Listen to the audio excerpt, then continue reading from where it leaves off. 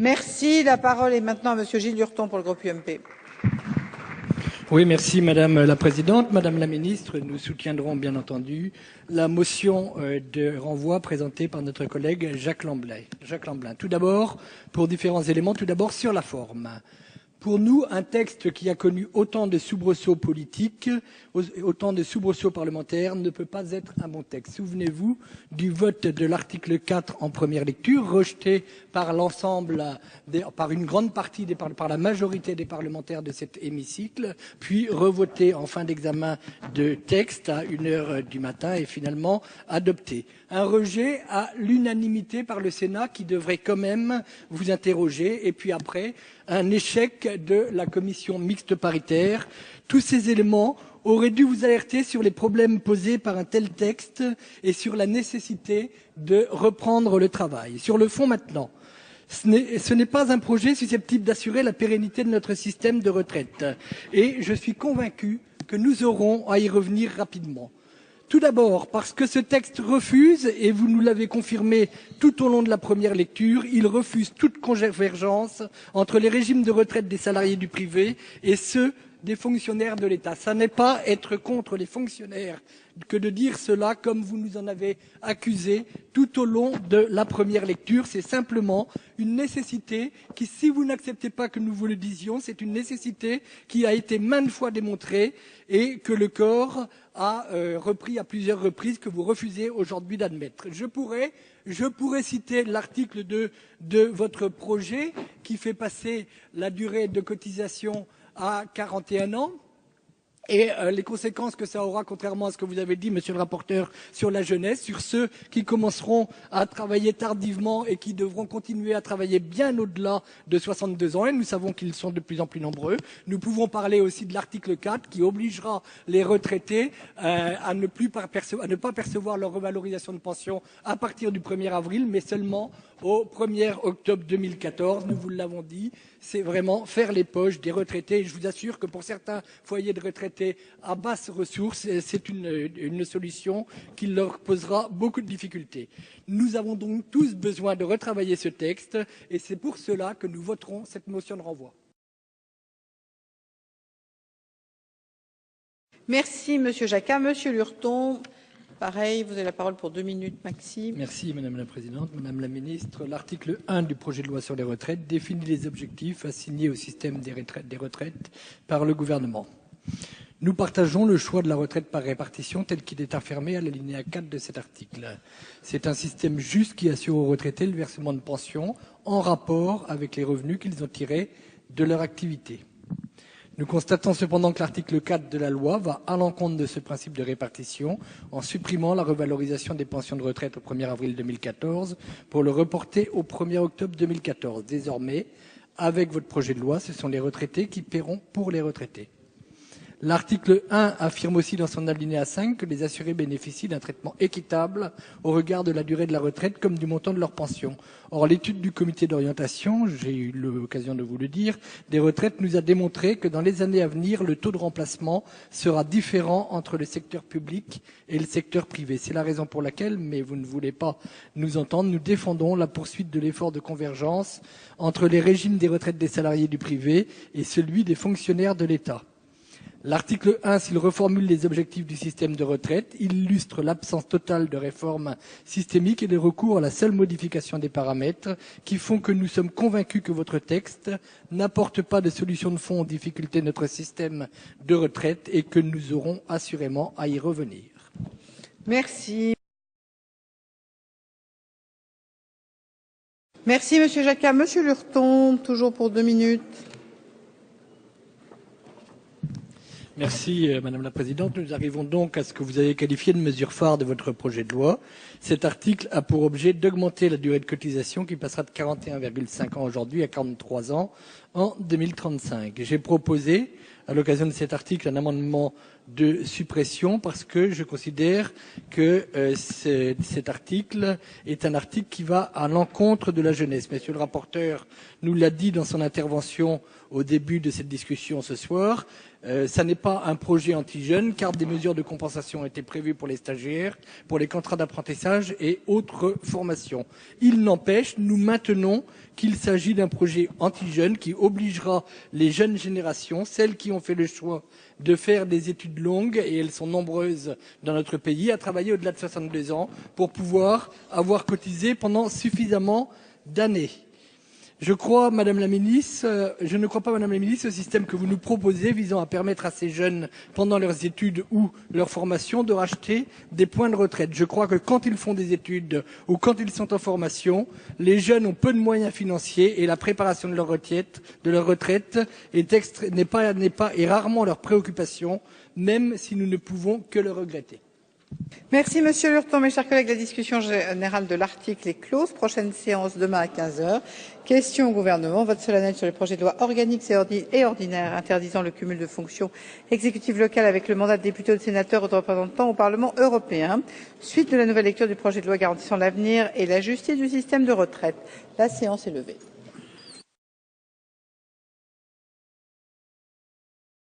Bien sûr qui en découle, c'est-à-dire une baisse du pouvoir d'achat des futurs retraités. Merci Monsieur Lurton. Vous avez un amendement identique, le 48. Oui, merci Madame la Présidente. J'ai donc eu l'occasion de défendre cet amendement dans mon intervention sur l'article 2, comme j'ai défendu Madame la Ministre la retraite par répartition dans mon intervention sur l'article 1. Mais le problème, c'est qu'ici, personne n'écoute personne et c'est sûr que les propos ne sont pas toujours entendus. À ce que vient de dire mon collègue Arnaud Robinet, j'ajouterai simplement qu'avec cet article 2, le gouvernement ne règle pas durablement le problème. Il risque simplement de maintenir les ménages dans l'indécision pendant de nombreuses années. Leur confiance sera pénalisée et quand la confiance est pénalisée, les Français continuent à prélanger l'épargne au détriment de la consommation. Merci Monsieur Lurton. Monsieur Carpentier, c'est vous qui présentez le 96, s'il vous plaît. Comment? Je dis Monsieur Carpentier, est-ce vous? Amendement soumis à discussion commune 50. Monsieur Lurton a la parole. Oui, merci Monsieur le Président. Je suis désolé, Monsieur le rapporteur, mais nous allons encore y revenir. Moi, j'ai rejoint totalement les propos qui ont été tenus tout à l'heure par mon collègue Bruno Jacquat. Nous aurions, pour notre part, souhaité qu'une nouvelle impulsion soit donnée au comité d'orientation des retraites en renforçant son rôle et son rôle et ses attributions. Or, vous compliquez encore les choses, tout à fait contrairement aux déclarations du Premier ministre sur la simplification administrative, mais il y a malheureusement beaucoup de domaines comme cela. Vous souhaitez donc avoir à votre disposition une structure restreinte capable de suivre à la fois l'application de la loi et l'évolution de notre système de retraite. Comme Madame Fraisse tout à l'heure, je m'interroge sur la légitimité de cette structure, désignée unilatéralement par vous, avec un président désigné en Conseil des ministres. C'est aussi, à mon avis, une nouvelle fois un coup porté au rôle de contrôle des lois exercé par les parlementaires. Alors, comme vous venez de refuser tous les amendements de suppression que nous avons déposés, je vous propose un amendement de repli en substituant à votre comité de surveillance le Conseil d'orientation des retraites, qui a fait la preuve de sa compétence et de toutes ses capacités à assumer cette mission. Et le 371.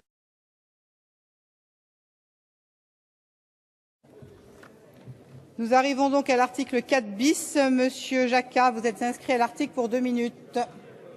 Bon. Monsieur Jacquat n'est pas là. Nous arrivons donc à un amendement de suppression de l'article. L'amendement 71 n'est pas défendu. Monsieur Lurton, vous défendez l'amendement 72, s'il vous plaît.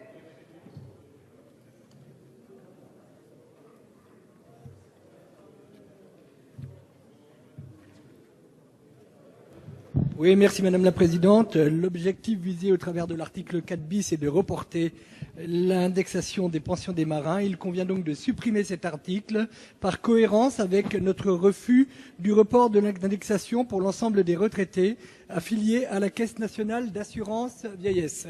Cela concerne donc principalement les pensions des marins.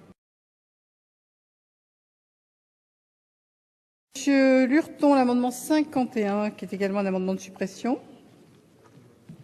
Oui, merci Madame la Présidente. Madame la Ministre, cet amendement vise donc à supprimer le compte personnel de prévention de pénibilité. La réforme proposée ne contient aucune mesure d'économie structurelle, hormis l'allongement de la durée de cotisation, qui ne produira ses effets qu'après 2020. Pour préserver notre système de retraite, le gouvernement fait le seul choix de l'augmentation des prélèvements, hausse des cotisations vieillesse et nouvelles contributions pour financer le compte pénibilité.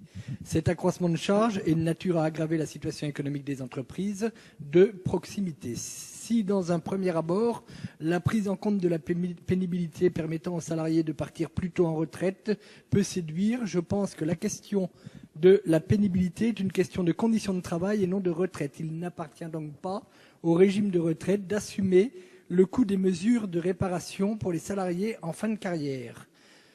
Sur la question du coût d'une telle mesure, aucune étude d'impact n'a été véritablement effectuée, ni pour son financement, ni pour ses modalités pratiques. Et enfin, côté entreprise, recenser les tâches pénibles effectuées par chaque salarié, les évaluer relève du véritable casse-tête chinois. Des fiches d'exposition recensant les risques auxquels est exposé chaque salarié existent déjà, mais la création du compte suppose que toutes les entreprises de toute taille, pour tous les salariés exposés, tiennent parfaitement à jour ces fiches. Or, les fiches existantes ne se remplissent que par un peu plus d'une PME sur deux. Je vous remercie. Merci, Monsieur Paul. Vous avez demandé la parole pour un rapport.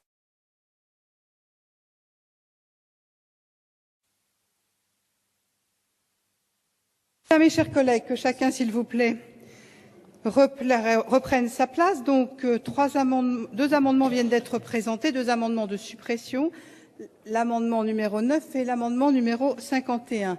Monsieur Lurton. Merci Madame la Présidente. Simplement pour dire que quand même, moi je regrette cette méthode qui consiste à interrompre la discussion au moment où on défend un amendement. C'est la deuxième fois que ce soir vous nous faites le coup. Tout à l'heure sur la retraite des marins, qui était un amendement important, et les marins s'en souviendront, je pense. Et maintenant, sur l'amendement sur la pénibilité, ça empêche toute discussion sur l'amendement, et après il est rejeté de manière totalement désinvolte et totalement regrettable. Je voulais le dire. Merci, Monsieur Lurton. Je pense que dans cet hémicycle, chacun peut faire l'effort de s'écouter. Je vais demander maintenant à Monsieur le rapporteur de nous donner l'avis du gouvernement sur l'amendement numéro 9 et sur l'amendement 51.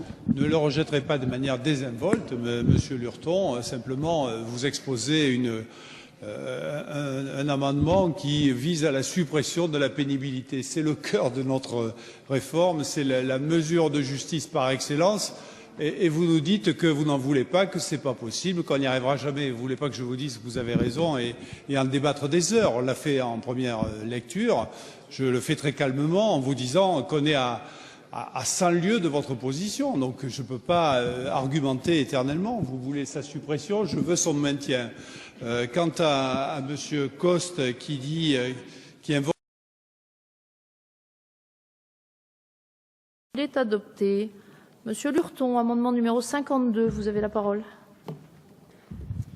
Oui, merci Madame la Présidente. Donc, pour éviter l'irrecevabilité au titre de l'article 40 de la Constitution, cet amendement vise à ce que le gouvernement remette au Parlement un rapport afin de pouvoir augmenter la pension de réversion à hauteur de 74% de la pension de retraite complémentaire dont bénéficiait ou aurait bénéficié l'assuré à la date de son décès. En effet, selon le rapport sur la pauvreté en France de décembre 2012, environ 45% des 75 ans ou plus vivent seuls et près de 80% de ces personnes sont des femmes. C'est un amendement que j'avais déjà déposé en première lecture et qui avait été refusé, mais il me paraît tout à fait juste et justifié et je me suis permis de le remettre en deuxième lecture.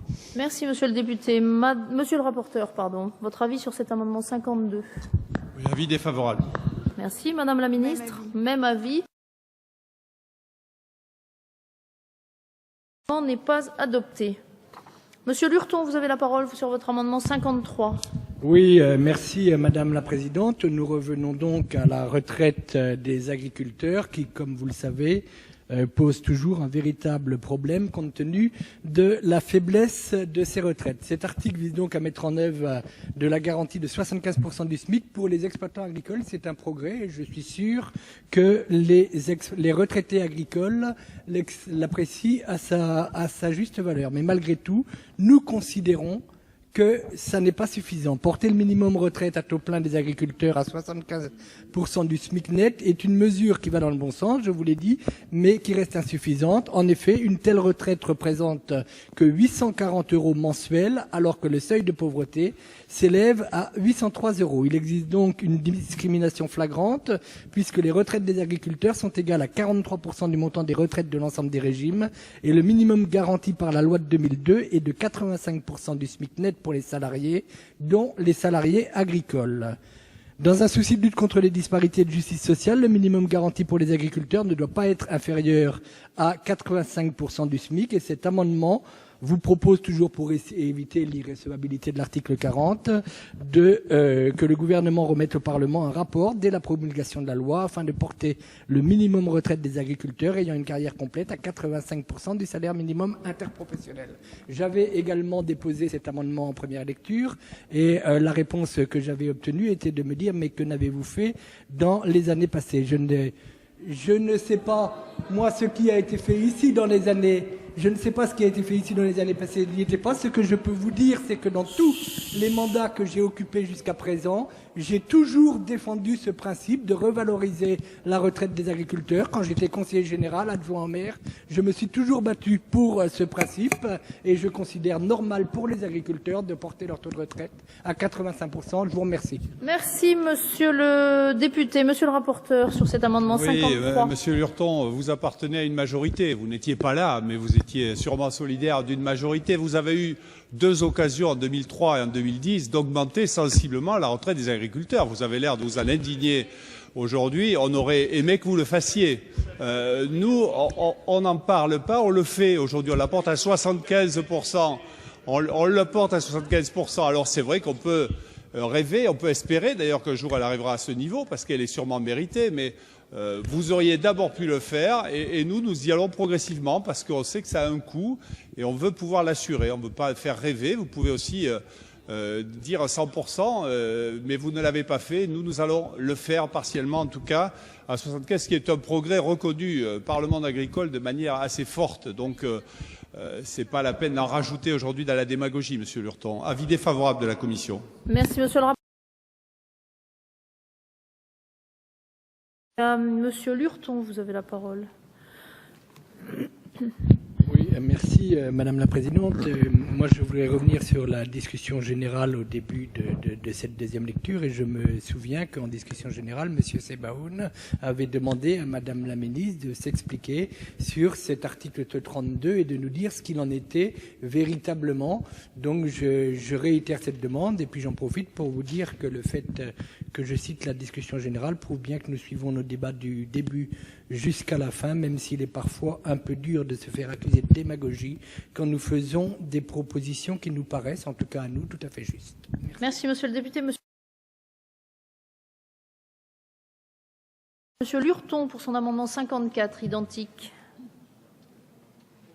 Merci Madame la Présidente. Donc dans cet article, le gouvernement s'attaque donc au régime des professions libérales et ceci sans concertation avec elles, puisque c'est par la presse que les responsables de la Caisse nationale d'assurance vieillesse des professions libérales ont découvert l'article 32 du projet. Vous nous avez dit, Madame la Ministre, en première lecture qu'une concertation avait eu lieu.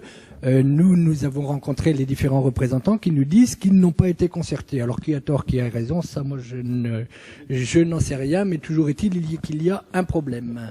L'article 32 prévoit ainsi une modification des règles de gouvernance applicables à la CNAP-VPL.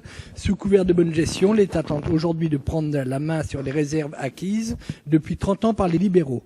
Ce qui est en jeu, c'est donc la perte d'autonomie des caisses professionnelles qui risque de causer d'importants dysfonctionnements en termes de services rendus aux affiliés et surtout à terme de remettre en cause le paiement intégral des pensions espérées. Merci, monsieur le député. La parole est à monsieur Poisson.